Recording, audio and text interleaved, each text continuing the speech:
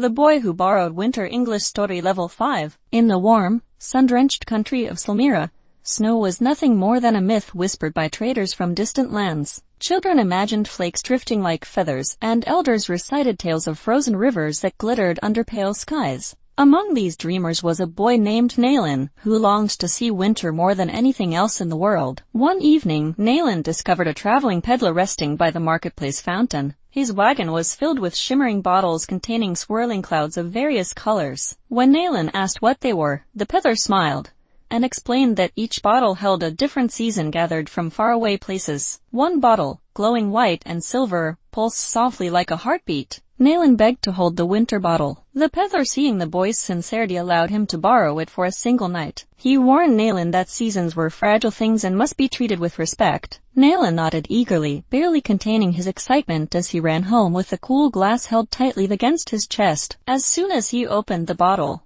a burst of cold wind spiraled through his room. Frost spread across the floorboards like delicate lace, and snowflakes drifted gently through the air. Nayland gasped in wonder, twirling beneath the falling flakes. His home transformed into a shimmering winter world, glowing with soft blue light. The next morning, however, Nayland realized winter was spreading beyond his walls. Ice crawled along the garden fence, and snow blanketed the street in thick layers. Children cheered and played, but adults worried about crops and animals unprepared for sudden cold. Nayland's joy slowly shifted into guilt. He had borrowed something too powerful. Determined to fix his mistake, Nayland carried the winter bottle through the snowy streets toward the marketplace. Each step grew heavier as the cold deepened. At the fountain, he found the peddler waiting, as if he had known all along what would happen. Without scolding, the peddler guided Nayland in recapturing the winter. They opened the bottle, and Nayland whispered apologies into its glowing depths. The snow lifted from the ground in swirling currents, rushing back into the bottle like breath into lungs.